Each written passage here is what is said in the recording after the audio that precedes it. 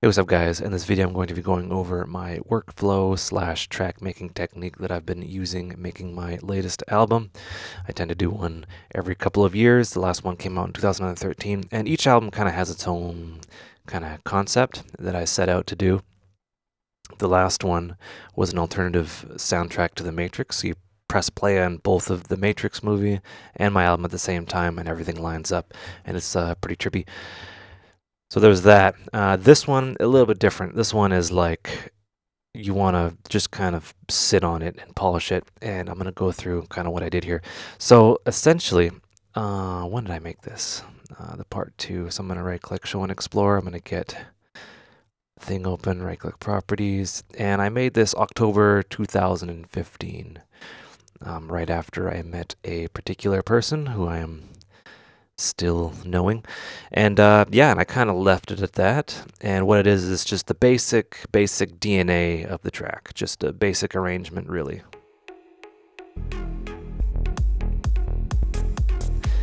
Not mastered, not anything, and it's just, you know, a basic track that I put together in an evening. And yeah, I took that and I just rendered that out, basic, and then rendered out the stems. And what I did is I just kind of, I got inspired by the you know how they did it on like 4-track. So they'd like group the drums and the bass into one track, and they left it and they lived with it, and that's how they made the track. So basically, this is what I did. So the drums are, you know, the drums might be a little quiet. I apologize. And then the kick and bass are actually the kick and bass, and it's all yeah, multi-track, and the lead and the percussion and all that. And yeah, basically what I did is I would essentially, I'll just select these, all collapse. What I did, just ignore all this top part.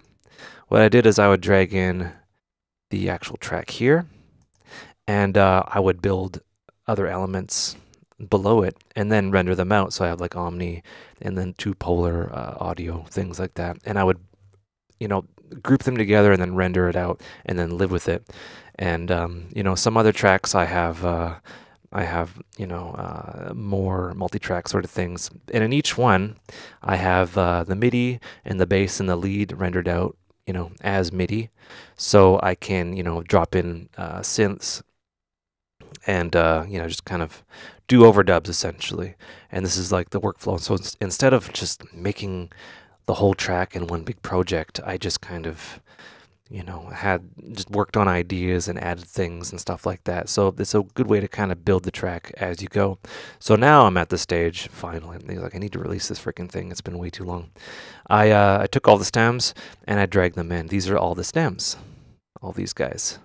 And you know, they're pretty long because they're, you know, the stems. So a lot of like, you know,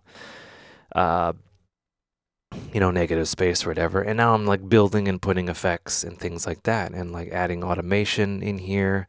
And you know, I'm gonna maybe chop things up, affect things, and kind of remix, right? Because there's the general theory that, you know, remixes always sound kind of cool. So this is actually not the original. This is going to be like a remix, so to speak. So everything on the album is going to be a remix of something that I made 2 years ago. And, you know, coming back to things 2 years later, or 3 years later almost, is the you know, the concept, right? The concept is build basic tracks, put them in the vault. 2 years later, come back and then remix them. And you know what? What's really weird is the first version of this. When did I make it? I want to see where I made this. So yeah, October. October is a very important month. You'll find out later. So anyway, we have all this, and now I'm just, you know, adding stuff and like doing cool effects, and I'm going to be just working on this. So I have, you know, a whole bunch of things, and you know, now I have Ableton 10, so I can have groups upon groups, and then, you know, here we are.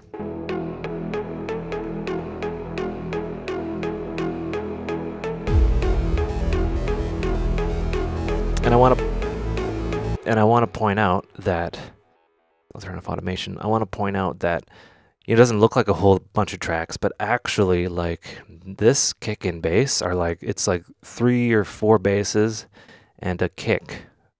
And I think a clap too. Nope, and a like a closed hi-hat. And then, you know, other things are put in there. So it's like it's multiple tracks squished down into one, consolidated, and then rendered out as a stem. And this is kind of how I've gone about it. And now I'm like adding cool effects that I wouldn't have added, or you know, it'd be not difficult to add, but it's just a different way of going about things. So now I have this kind of idea here, which to me is a bit more exciting.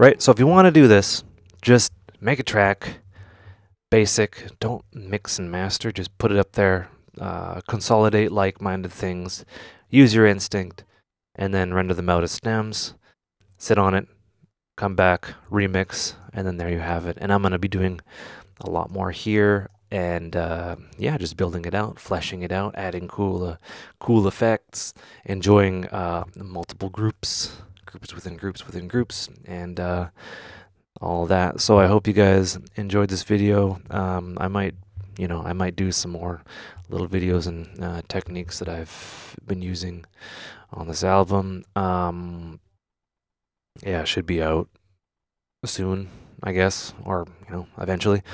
Yeah, it's just the last one came out way too long ago. And, you know, I usually would try to do one every year, so I'm a little bit behind. But yeah, anyway, hope you guys enjoyed the video. Hope you learned stuff. Take care and have a good one.